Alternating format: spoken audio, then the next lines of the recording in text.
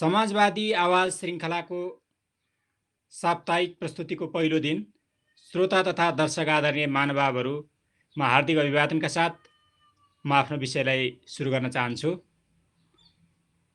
नेपालमा चलेको महान 10 वर्षे जनयुद्ध, ऐतिहासिक जनआन्दोलन र अन्य न्यायपूर्ण आन्दोलनहरूको बलमा स्थापित नेपाली जनताले आफूले चुनेका प्रतिनिधिहरूबाट पहिलोपटक निर्मित संविधान सभा र संविधान सभाले निर्माण गरेको संविधान, त्यसको प्रस्तावना र मूल चरित्र समाजवादमुख हुनेछ भनेर उल्लेख गरेको छ। यद्यपि संविधानमा उल्लेख गरिएको समाजवादको चरित्र अमूर्त छ। राजनीतिक प्रणालीको विकास क्रममा संविधानको व्याख्या र मूर्तिकरण हुँदै जाने प्रक्रिया हो। दुनियाँको अनुभव पनि त्यस्तै हुन्छ। नेपालका अधिकांश राजनीतिक दलहरू अहिले सत्तासीन नेपाल कम्युनिस्ट पार्टी नेकपा, प्रमुख प्रतिपक्ष नेपाली काङ्ग्रेस र नामैले आफूलाई समाजवादी बताउने जनता समाजवादी र अन्य वामपन्थी विभिन्न समूहहरू, घटकहरू सबैले आफ्नो राजनीतिक कार्यक्रममा समाजवाद भनेर उल्लेख गर्ने गरेका छन्।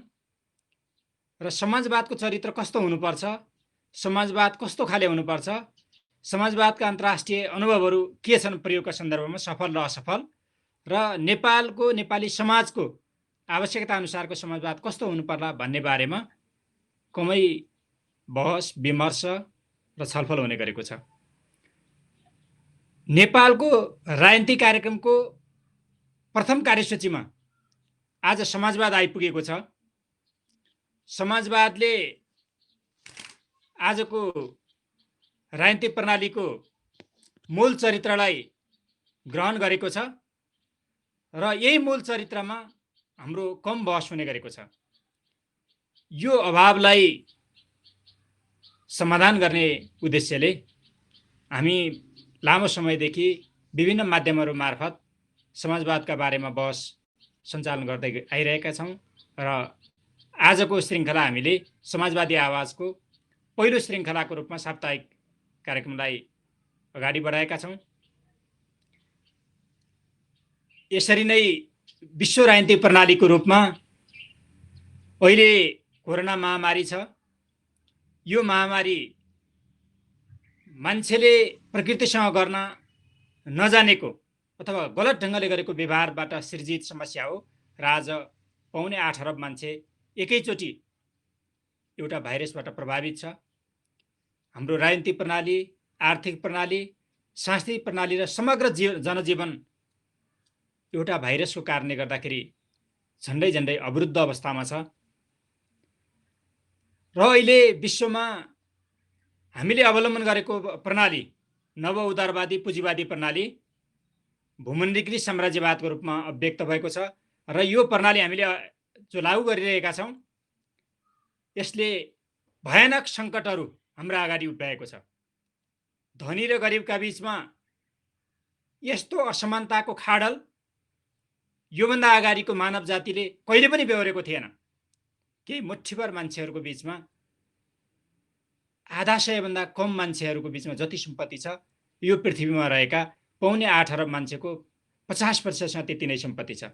एकातिर अरबौं मान्छेहरू निरपेक्ष गरिबीको रेखामुनि पिल्सिन बाध्य छन्। साँझ बिहान के खाने भन्ने हातमुख जोड्न धौधौ छ भने अर्कोतिर केही मुठ्ठीभर खरबपतिहरूको यो पृथ्वीमा बोलवाला छ। धनी र गरिबका बीचको असमानता योभन्दा अगाडि यति चर्को रूपमा कहिले पनि अभिव्यक्त भएको थिएन। त्यसरी नै हामी प्रकृतिमा जन्म्यौँ, प्रकृतिमा हुर्क्यौँ र यो पृथ्वी हामी सबैको साझा घर हो। आज प्राकृतिक वातावरणको विनाश, हामीले गरेको वन विनाश, यो इकोसिस्टममा रहेका सक्रिय प्रणालीमा रहेका अन्य जनावरहरूको हामीले गरेको विनाश र त्यसले पारेको प्रभावको कारणले गर्दा मान्छे यो पृथ्वीमा यसरी नै अब केही सय केही हजार वर्ष टिक्न नसक्ने स्थिति र पृथ्वीबाट सिँगै ब्रह्माण्डमा जीवहरू भएको पृथ्वी हो। यो एउटा अनुपम ग्रह हो। यो ग्रहबाट सिङ्गो मानव जाति र अन्य जातिहरूको लोप हुने स्थिति छ र वैज्ञानिकहरूले पछिल्ला 200 वर्षमा प्रमुख 200 प्रजातिहरूमध्ये 100वटा प्रजातिहरू, जनावरहरूका 100वटा प्रजातिहरू मान्छेको कारणले लोप भएको भनेका छन् र यसले भयानक सङ्कटहरू निम्त्याउँदैछ। त्यसरी नै वनविनाश, पेट्रोलियम पदार्थको अत्यधिक दोहन र यसले कार्बन उत्सर्जन र ओजनमा पारेको प्रभावको कारणले गर्दाखेरि पैदा भएको वातावरणीय प्रदूषण र तापक्रममा वृद्धि, हिमालय श्रृङ्खलाहरूमा हिउँ पग्लने र तापक्रममा वृद्धि हुने, यो प्राकृतिक असन्तुलनको कारणले गर्दा पनि मान्छे यो पृथ्वीको ग्रहमा अब लामो समय रहन नसक्ने स्थिति देखा परेको छ। हामीले अहिले प्रयोग गरिरहेको जीवाश्महरूबाट निकालिएको तेल, जसलाई हामी पेट्रोलियम पदार्थ भन्छौँ, वैज्ञानिकहरूको अनुमान छ अब केही दशकभित्र, यो शताब्दी पनि यो हाम्रो तेल भण्डारले धान्न सक्दैन। धाने पनि हामीले जसरी दोहन गरिरहेका छौँ यसले खराबी मात्रै निम्त्याउँछ भनेको छ र यसले हामीलाई ऊर्जा सङ्कट, एउटा भयावह सङ्कटको रूपमा देखा पर्दैछ। पानीको निम्ति विश्वमा आज ठुलो होडबाजी चलेको छ। पानी जीवनको आधार भनिन्छ र त्यो पानीले पैदा गर्ने सङ्कटहरू छ। यो सबैलाई एउटै डालोमा राख्दाखेरि अहिले पछिल्ला 150 वर्षदेखि अति तीव्रतम रूपमा प्रभावी रहेको पुँजीवादी राजनीतिक प्रणाली मानव जीवनको आगामी विकासको निम्ति अभाव सिद्ध हुँदैछ। यो दुर्भाग्यपूर्ण अवस्था मानव जातिले बेहोर्दैछ। त्यसकारणले गर्दाखेरि आज राजनीतिक वैज्ञानिकहरू, प्राकृतिक वैज्ञानिकहरू, जीव वैज्ञानिकहरू र अन्य सबै दार्शनिकहरू यो निष्कर्षमा पुग्दैछन् कि विश्व राजनीतिक प्रणालीमा भूमण्डलीकृत पुँजीवाद, जसको राजनीतिक दर्शन नवोदारवाद हो, नवोदारवादको विकल्प अब जरुरी भएको छ र एउटा प्रकृति मैत्री र मानव मैत्री नयाँ सामाजिक राजनीतिक प्रणालीको विकास आवश्यक छ भनेर बहस भएको छ र अहिले विश्वमा एउटा वैकल्पिक राजनीतिक प्रणालीको बारेमा बहस चलेको छ। निसन्देह त्यो वैकल्पिक राजनीतिक प्रणाली भनेको समाजवादी राजनीतिक प्रणाली हो। समाजवादको प्रयोगको सन्दर्भमा विगतमा त्यसका अनुभवका सन्दर्भमा थुप्रै समस्याहरू थिए। समाजवाद आफैभित्र थुप्रै खराबीहरू पनि पैदा भएका थिए। फेरि पनि आजको जुन समस्याहरू मानव जातिले झेलिरहेको छ, यो मानव जातिले झेलिरहेको समस्याहरूबाट पार पाउनको निम्ति समाजवाद नै आजको मानव जातिले झेलिरहेको सङ्कटको वैकल्पिक राजनीतिक प्रणाली हो। अहिलेसम्म हामीले अवलम्बन गर्दै आइरहेका राजनीतिक प्रणालीहरू, सामाजिक प्रणालीहरू एउटाले अर्कोलाई विस्थापित गर्दै आयो। आदिम साम्यवाद कुनै बेला राज्य थिएन, जहाँ सेना थिएन, अदालत थिएन, राजनीतिक पार्टीहरू थिएनन्, भूगोलका कुनै सिमानाहरू थिएनन्। प्रकृतिसँग स्वतस्फूर्त रूपमा मान्छेले सहकार्य गरेर आएको थियो। त्यो प्रणाली आदिम रूपको साम्यवाद थियो। धनी र गरिब नभएको, शोषक र शासित नभएको, महिला र पुरुषका बिचमा विभेद नभएको, एउटा जाति र अर्को जातिको बिचमा, ठुला राष्ट्र र साना राष्ट्रहरूको बिचमा कुनै विभेद नभएको एउटा राजनीतिक प्रणाली थियो। समयको विकासको क्रममा दासमालिक व्यवस्थाले आदिम साम्यवादलाई विस्थापित गर्यो र आदिम साम्यवादको पतन अगाडिको यात्राको निम्ति अपरिहार्य आवश्यकता बन्न गयो। पशुपालन, खेतीपाती र थायी प्रकृतिको आवासीय व्यवस्था, यो जनजीवनले आदिम साम्यवादको ठाउँ लियो। दासमालिक युगलाई त्यसको विकासको क्रममा पहिलो मान्छेले मान्छेमाथि गर्ने शोषणमा आधारित राजनीतिक प्रणाली थियो। त्यो राजनीतिक प्रणालीलाई त्यसरी नै टिकाइराख्न, एकातिर मानवहरूको क्रूरतापूर्वक पशुवध व्यवहार, जघन्य व्यवहार, किनबेच, आफ्नो सौकको निम्ति लडाउने र मार्ने र यो त्यस्तो नारकीय प्रणालीलाई त्यो आफै भित्रको खराबीका कारणले गर्दाखेरि धेरै लामो समयसम्म टिकाइराख्न सक्न सम्भव थिएन। दास मालिक अवस्थामा एकातिर दासका मालिकहरू र अर्कातिर दासहरू थिए। त्यो दासहरूको विद्रोह, विस्फोट र त्यो राजनीतिक प्रणालीको आधारको रूपमा रहेको जनशक्ति, त्यसले आफैलाई नष्ट गर्यो र त्यसलाई सामन्तवादी व्यवस्थाले, सामन्तवादी युगले विस्थापित गर्यो। दासमालिक युगको तुलनामा सामन्तवाद अगाडिको व्यवस्था थियो।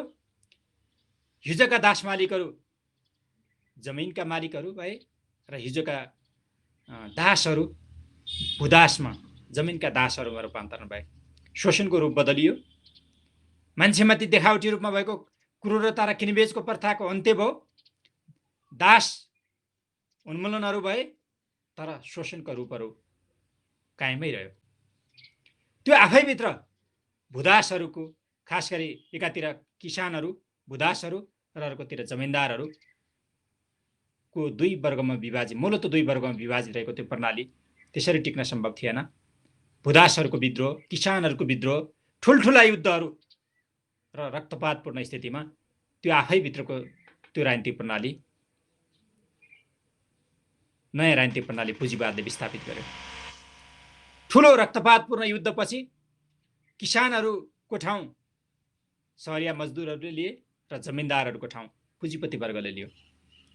अब हिजोका भूदासहरू औद्योगिक मजदुरमा सर्वहारा वर्गमा रूपान्तरित भए।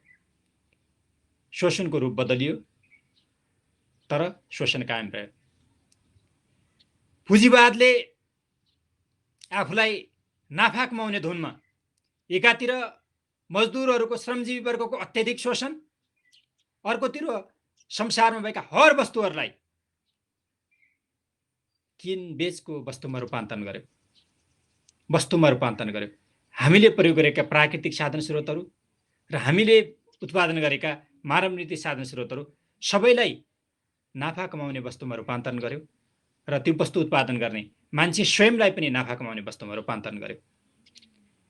यो पुँजीवादको दुष्चक्र, नाफा कमाउने होडको निम्ति जे गर्छ त्यसलाई वैधानिकता प्रदान गर्ने राजनीतिक प्रणाली, निजी सम्पत्तिको संरक्षणका नाउँमा एकातिर खरबपति र अर्कोतिर तन्नम पल्टेका अरबौं अरब मान्छेहरू, यसको कारणले गर्दाखेरि आज मैले सुरुमा राखे जस्तै जे प्रणाली हामीले आज भोगिरहेका छौँ, पुँजीवादको चिहान, पुँजीवाद आफै भित्र उत्पादन गरेको जनशक्तिले खन्दैछ। अब लामो समयसम्म यसरी नै एकातिर खरबपतिहरू र अर्कोतिर तन्नुम पल्टेका मान्छेहरूको जिन्दगी रहन सक्दैन।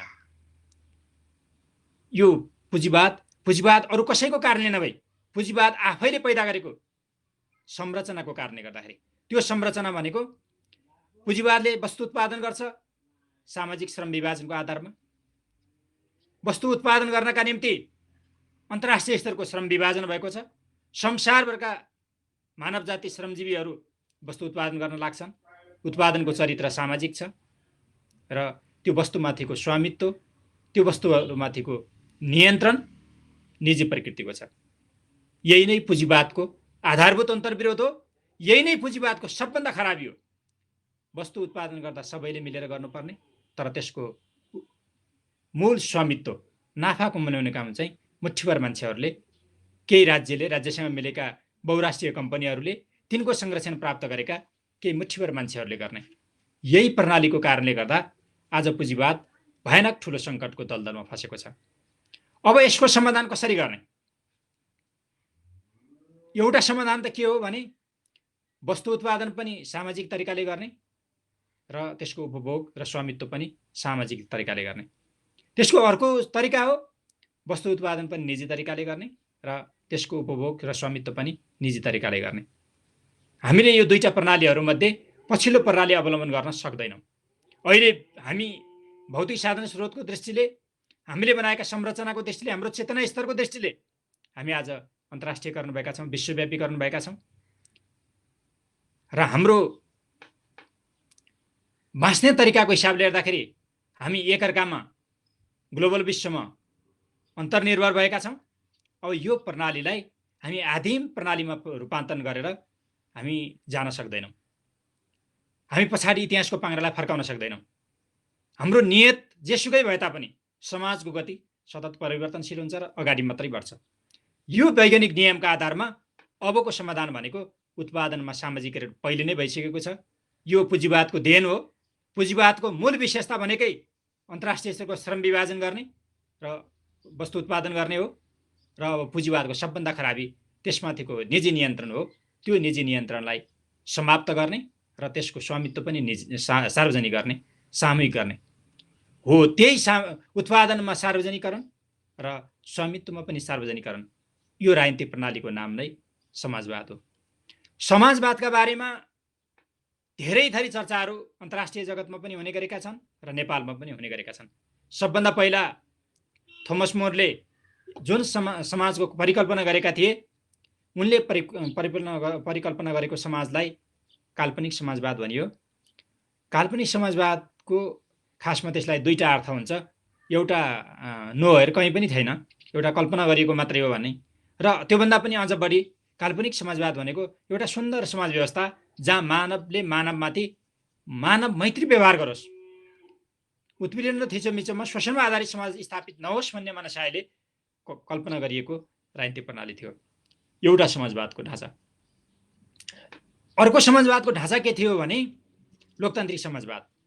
लोकतान्त्रिक समाजवाद भनेको पुँजीवादका लोकतान्त्रिक चरित्रहरूलाई ग्रहण गर्ने र समाजवादका सामाजिकृत चरित्रहरूलाई ग्रहण गर्ने, यो दुईटाहरूलाई एकै ठाउँमा मिसाउने। पुँजीवादको लोकतान्त्रिकरण र समाजवादको मानवीय न्याय समानता, यसलाई एकै ठाउँ मिसाएर जुन राजनीतिक व्यवस्थाको परिकल्पना गरियो त्यसको नाम चाहिँ लोकतान्त्रिक समाजवाद भनियो। त्यो लोकतान्त्रिक समाजवाद सार त के भयो भने पुँजीवादको नाफालाई पनि सँगै जोगाएर राख्नुपर्ने र सम्पत्ति विहीनहरूको संरक्षण पनि सँगै गर्नुपर्ने। यो खिचडी राजनीतिक प्रणालीले अन्ततः बोलवाला कसको बनायो भने मुठीभर नाफा कमाउने पुँजीपतिहरूको हितमा समर्पित भयो। त्यसकारणले गर्दाखेरि लोकतान्त्रिक समाजवाद नाममा समाजवाद रहे तापनि आफ्नो चरित्रको हिसाबले हेर्दाखेरि, आफ्नो अन्तर्वस्तुको हिसाबले हेर्दाखेरि, आफ्नो सारतत्त्वको हिसाबले हेर्दाखेरि त्यो समाजवाद हुन सकेन र पुँजीवाद भयो। त्यसलाई हामी अझ सुन्दर ढङ्गले लेनिनको शब्द सापट लिएर भन्न सक्छौँ, नाममा समाजवाद, काममा पुँजीवाद, रूपमा समाजवाद, सारमा पुँजीवाद। त्यो पुँजीवादको सार तत्त्व बोकेको समाजवादले, त्यो लोकतान्त्रिकरणको बर्को ओढेको समाजवादले आजका अन्तर्विरोधलाई समाधान गर्न सक्दैन। त्यसकारणले हामीले वैज्ञानिक समाजवादको परिकल्पना गरेका हौँ। वैज्ञानिक समाजवाद यो मानेमा वैज्ञानिक छ कि मैले अघि भने जस्तो यसले समाजको विकासको क्रमलाई नै, जुन कारणले गर्दाखेरि समाजमा अवरुद्ध पैदा भएको छ, जुन कारणले गर्दाखेरि वर्गीय विभेदहरू पैदा भएको छ, जुन कारणले गर्दाखेरि एउटा राष्ट्रले अर्को राष्ट्रमाथि हस्तक्षेप गरिरहेको छ, जुन कारणले गर्दाखेरि एउटा जातिले अर्को जातिमाथि उत्पीडन गरिरहेको छ, जुन कारणले गर्दाखेरि एउटा वर्गले अर्को वर्गमाथि शासन गरिरहेको छ, त्यसको अन्त्य भनेको वस्तु उत्पादनमा। मान्छे बाँच्नको निम्ति खानुपर्छ, लाउनुपर्छ, आवास हुनु छ, त्यसपछि स्वस्थ रहनुपर्छ, अझ उन्नत चेतना स्तरको निम्ति शिक्षा हुनुपर्छ। यी मानवीय आवश्यकताहरू हुन्। आदिम कालदेखि मानवीय आवश्यकताहरू यिनै रहँदै आएका छन्। यी आवश्यकताहरू परिपूर्ति गर्नको निम्ति मान्छेले वस्तु उत्पादन गर्नुपर्छ। त्यो वस्तु उत्पादन गर्नको निम्ति मान्छेहरू मिल्नपर्छ। त्यो मिलेर स्थापना गर्ने समाज त पुँजीवादले खडा गर्यो, संरचना त खडा गर्यो, तर त्यो वस्तु उत्पादनका निम्ति खडा गरेको संरचनालाई त्यसको स्वामित्वमा रूपान्तरण गर्न सकेन। त्यसकारणले गर्दाखेरि त्यो अवैज्ञानिक भयो। उत्पादनमा सामाजिक स्वामित्व निर्माण गर्ने कुरा, उत्पादित वस्तुहरूमाथि सामाजिक स्वामित्व निर्माण गर्ने कुरा नै समाजवादको मूल पक्ष हो र त्यो वैज्ञानिक छ। हामी यो बारेमा छलफल गर्नेछौँ। आगामी दिनहरूका यात्रामा हाम्रो छलफल समाजवाद कस्तो चरित्र हुनु पर्ला, समाजवादको प्रयोगको सन्दर्भमा कहाँ त्रुटिहरू रहे, हामीले विगतमा समाजवाद जुन जुन देशहरूमा लागू गर्यौँ ती समाजवादहरूमा के समस्याहरू रहेका थिए र त्यसका सबकहरू के हुन्, त्यसका शिक्षाहरू के हुन्, हामी आफैले निर्ममतापूर्वक समीक्षा गर्नुपर्छ। किनभने समाजवाद भनेको विज्ञान हो। विज्ञान कुनै धर्मशास्त्रमा आधारित छैन, विज्ञान कुनै रूढिवादमा आधारित छैन, विज्ञान कुनै पूर्वाग्रह मतहरूमा आधारित छैन। विज्ञानले आफैप्रति निर्ममतापूर्वक समीक्षा गर्छ। अरू सबै राजनीतिक प्रणालीहरूभन्दा फरक समाजवादले आफ्नो शल्यक्रिया आफै गर्न तयार हुन्छ, आफ्नो खराबीहरूको पहिचान आफै गर्न तयार हुन्छ, आफ्नो कमजोरीहरूलाई सच्याउने काम समाजवादले गर्छ, समाजवादीहरूले गर्छन्। त्यो दिशामा हामी अगाडि बढ्नेछौँ। के अहिले हामीले समाजवादको चर्चा गर्नु हाम्रो मनोगत परिकल्पना हो या वस्तुगत जगतमा समाजवादको आवश्यकता पैदा भएको छ? यदि वस्तुगत जगतमा समाजवादको आवश्यकता पैदा भएको छैन र हाम्रो लहरले मात्रै, हामीले चाहेर मात्रै, केही मान्छेहरूले मनको लहरको मात्रै समाजवादको परिकल्पना गरेका हौँ भने फेरि पनि त्यो वस्तु त हामीले वैज्ञानिक समाजवाद भने पनि त्यो वैज्ञानिक नभएर त्यो काल्पनिक समाजवाद हुनेछ। होइन, वस्तुगत जगतमा, वस्तुगत धरातलमा समाजवादको निम्ति प्रचुर आधार खडा भएको छ, वस्तुको धरातल समाजवादको अनुकूल छ र हामीले मानसिक रूपमा मात्रै तयार छैनौँ भने हामीले आफूलाई मानसिक रूपमा तयार गर्नुपर्छ, आत्मगत रूपमा तयार गर्नुपर्छ, वैचारिक रूपमा तयार गर्नुपर्छ, दार्शनिक रूपमा तयार गर्नुपर्छ र समाजवादको बाटोलाई फराकिलो बनाउनुपर्छ। एकछिनलाई हामी छलफल गरौँ। अहिले 3वटा क्रान्ति, 8.25 अरब मान्छेहरूले एकैसाथ भोगिरहेको क्रान्ति भनेको 3वटा ठुल्ठुला क्रान्तिहरू बेहोरिरहेको छ।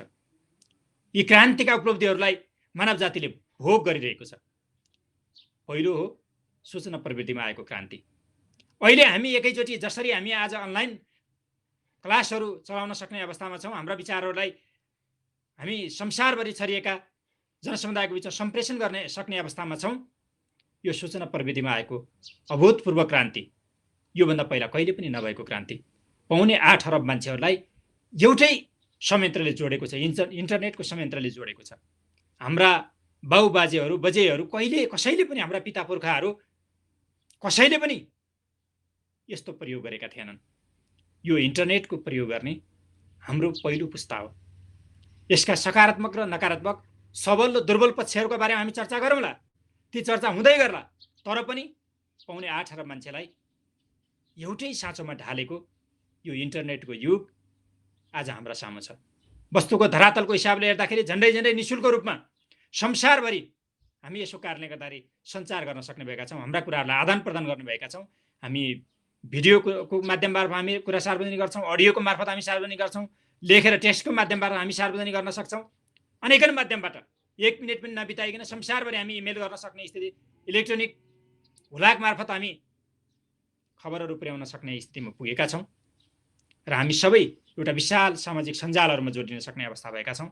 यो भनेको सूचना प्रविधिमा आएको क्रान्ति। यसले सिङ्गो मानव जीवनलाई उलटफेर गरिदिएको छ, मान्छेको सोच्ने तरिकालाई उलटफेर गरिदिएको छ। हामीले अहिले संसारभरि जुनसुकै जहाँ रहे पनि सिक्ने र सिकाउने प्रक्रियामा हिजोको हाम्रो गुरुकुल प्रणाली अथवा अन्य कुनै प्रणालीहरू, चाहे त्यो बौद्ध दर्शनमा आधारित प्रणाली होस्, चाहे हिन्दू धर्ममा आधारित गुरुकुल प्रणाली होस्, या संसारका अरू मुलुकहरूमा अवलम्बन गरिएको सभ्यताको क्रममा अवलम्बन गरेका प्रणालीहरू हुन्। ती सबै प्रणालीहरूलाई एकैसाथ एउटा नयाँ प्रणालीले विस्थापित गरिदिएको छ। चाहे ती हामीलाई मनपर्दा प्रणाली हुन्, चाहे हामीलाई मन नपर्दा प्रणाली हुन्, चाहे हामी तिनीको माया गरौँ या नगरौँ, यो नयाँ प्रणालीले ती सबलाई विस्थापित गरिदिएको छ र एउटा नयाँ इन्टरनेटको युगमा हामीलाई जबरजस्त धकेल दिएको छ। यो मानव जातिले आर्जन गरेको एउटा श्रेष्ठता हो। सूचना प्रविधिमा आएको क्रान्ति पहिलो क्रान्ति। दोस्रो हामीले भोगिरहेको क्रान्ति भनेको ऊर्जामा आएको क्रान्ति।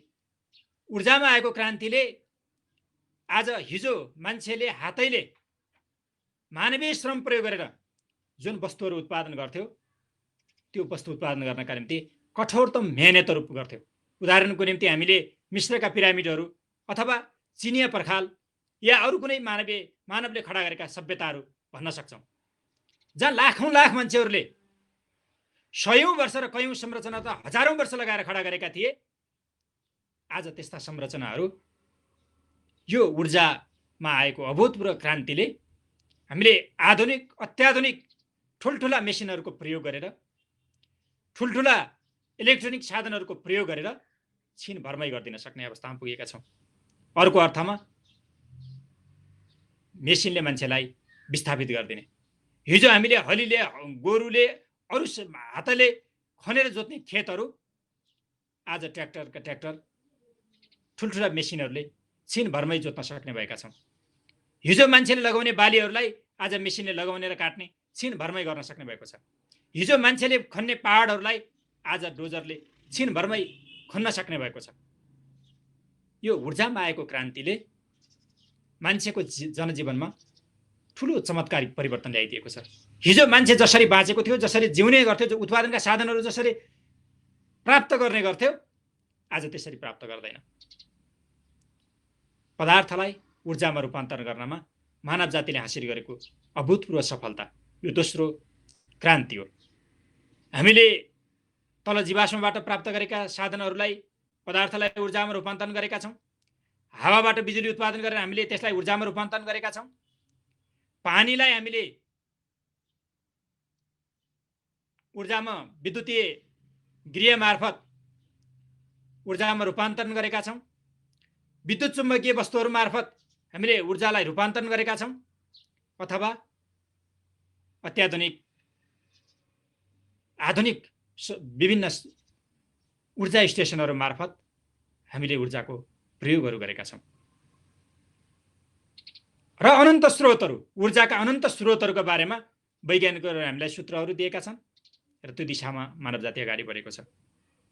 ठुला सङ्कटहरू छन्, यसको न्यायोचित वितरणको हिसाबले, यसमा स्वामित्वको हिसाबले, यसलाई सहज पहुँचमा देखा परेका अवरोधहरूको कुरा मैले ऊर्जा समस्याको रूपमा चर्चा गरेको थिएँ। तर ऊर्जाको उत्पादकत्व आज मानव जातिको जीवनको निम्ति एउटा ठुलो क्रान्तिको रूपमा अगाडि आएको छ। र तेस्रो क्रान्ति हो यो ऊर्जाले पैदा गरेको क्रान्ति, यातायातमा क्रान्ति।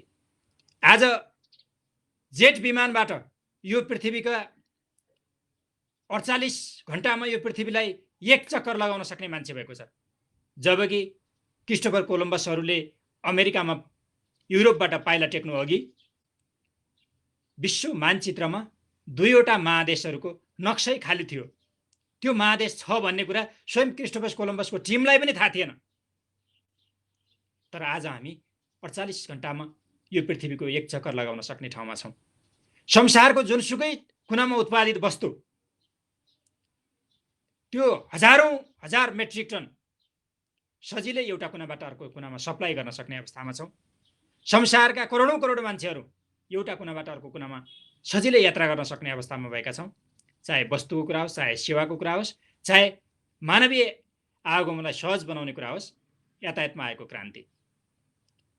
चाहे हामी हवाई मार्ग प्रयोग गरौँ, चाहे जमिनको मार्ग प्रयोग गरौँ, चाहे हामी जलको मार्गको प्रयोग गरौँ, जुनसुकै मार्ग प्रयोग गरेर जाँदा पनि हामी पुग्न सक्ने भएका छौँ र हामी साधन स्रोत पुर्याउन सक्ने अवस्थामा पुगेका छौँ। यो भौतिक परिवेश मैले व्याख्या किन गर्दैछु भने सूचना प्रविधिमा आएको क्रान्ति, ऊर्जामा आएको क्रान्ति र यातायातमा आएको क्रान्ति र अनन्त क्रान्तिहरूको श्रृङ्खला छ। मानव जातिले हरेक दिन, हरेक महिना, हरेक वर्ष, हरेक दशक र हरेक शताब्दीहरूमा नयाँ नयाँ क्रान्तिहरू गर्दै आइरहेको छ र हिजोभन्दा आज मानव जाति नयाँ ठाउँमा उभिएको छ। यो भौतिक परिवेशले हामीलाई, हाम्रो सोच्ने तरिकालाई, हाम्रो सामाजिक सम्बन्धहरूलाई, हाम्रा सामाजिक प्रणालीहरूलाई, हाम्रा सामाजिक वातावरणहरूलाई एउटा डालोमा ल्याइदिएको छ। यो भनेको समाजवादको वस्तुगत आधार खडा भएको छ। समाजवादको निम्ति चाहिने बृहत उत्पादन, सामाजिक चेतना, सामूहिक चेतना र समस्या समाधान गर्ने सामूहिक प्रयत्नहरू जो समाजवादको आधारभूमि हो, त्यो आज खडा भएको छ। त्यो मानव जातिले नै खडा भएको हो। त्यो कुनै दैविक शक्तिले खडा गरेको होइन, त्यो कुनै अलौकिक शक्तिले खडा गरेको होइन, कुनै राजा महाराजाहरूले खडा गरेको होइन। त्यो सिङ्गो मानव जातिको सामूहिक प्रयत्नको प्रतिफल स्वरूप यो खडा भएको छ। र हामीसित अब आत्मगत हिसाबले हेर्दाखेरि यो वस्तुगत धरातललाई अगुवाई गर्ने, यो वस्तुगत धरातललाई नेतृत्व गर्ने त्यो राजनीतिक प्रणालीको स्थापना गर्न जरुरी भएको छ। त्यो राजनीतिक प्रणाली हो समाजवाद। त्यसको चरित्र हुन्छ वैज्ञानिक। त्यो वैज्ञानिक चरित्र हुने भएको कारणले गर्दाखेरि समाजवादका अगाडि हामीले वैज्ञानिक विशेषण प्रयोग गरेका छौँ र वैज्ञानिक समाजवादको यात्रालाई अगाडि बढाउनका निम्ति आज हाम्रो बुद्धिजीवीहरू, राजनीतिज्ञहरू, वैज्ञानिकहरू, तमाम सचेत सभ्य नागरिकहरू एकताबद्ध भएर सामूहिक प्रयत्न गर्नुपर्ने भएको छ। यसका निम्ति मन्थन गर्नुपर्ने भएको छ। हाम्रो चिन्तनबाट पूर्वाग्रहलाई मुक्त गर्ने, रूढिगत मानसिकतालाई अन्त्य गर्ने, पूर्ववत मान्यताहरूलाई अन्त्य गर्ने। किनभने विज्ञानको द्वारमा रूढिवादले काम गर्दैन, विज्ञानको द्वारमा पूर्ववत मान्यताले काम गर्दैन। एउटा नयाँ अन्वेषण गरेर अगाडितिर जाने सवालमा हाम्रो मन्थनले एउटा सकारात्मक सन्देश प्रवाहित गर्नेछ। त्यो दिशामा सबैलाई समाहित भएर लाग्नका निम्ति म हार्दिक अपिल गर्छु र हाम्रो यो नयाँ श्रृङ्खला समाजवादी आवाजको प्रथम श्रृङ्खलाको पहिलो दिनको मेरो प्रस्तुतिलाई म अन्त्य गर्छु। यो प्रस्तुतिलाई सुन्ने धैर्यता गर्नुभएकोमा, हेर्ने धैर्यता गर्नुभएकोमा सबै आदरणीय श्रोता तथा दर्शक महानुभावहरूलाई हार्दिक आभार व्यक्त गर्छु र मेरा कुरा टुङ्ग्याउँछु। धन्यवाद।